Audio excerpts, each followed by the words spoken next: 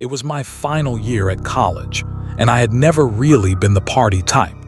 While most students looked forward to huge campus celebrations every year, I usually stayed away from them. But that year felt different.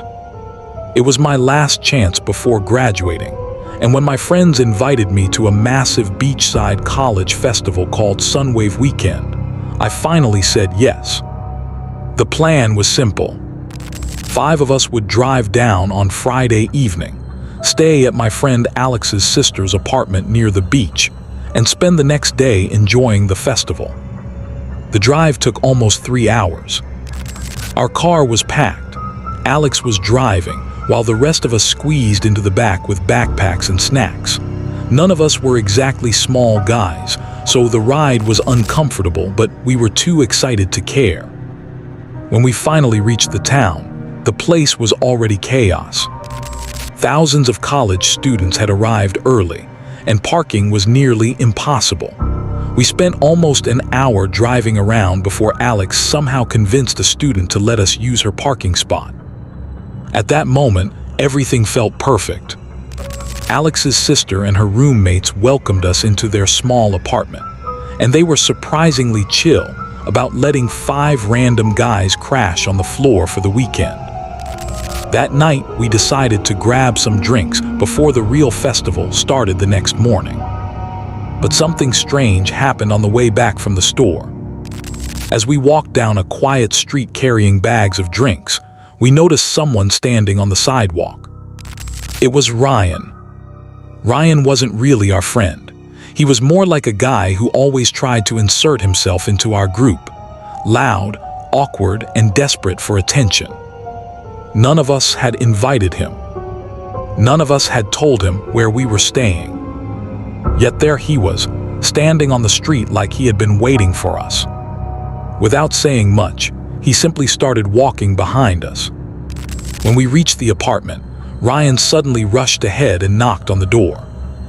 The moment Alex's sister opened it, Ryan walked inside and casually said, "Hey, I'm staying here this weekend." Everyone froze. Alex immediately realized what he had done. Ryan had lied.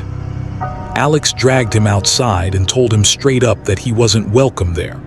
After about 20 minutes of arguing, Ryan finally left. We laughed about it later that night. But the next day things got weird. While we were hanging out after the festival, one of our friends checked his phone and noticed something strange. Ryan's location was showing up right next to our building. But none of us had seen him. Then suddenly, the location started moving away, like someone had been watching us from outside.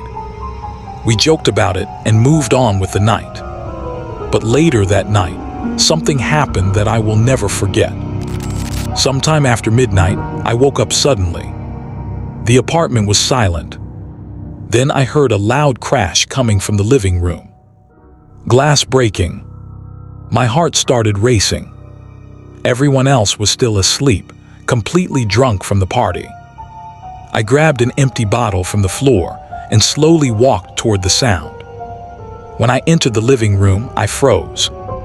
The sliding balcony door had been completely shattered. Glass was everywhere, and in the middle of the floor was a large rock. Someone had thrown it through the door, and I already knew who it was. Ryan.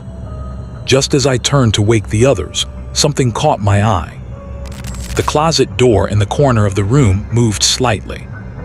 The handle slowly twisted. Someone was inside.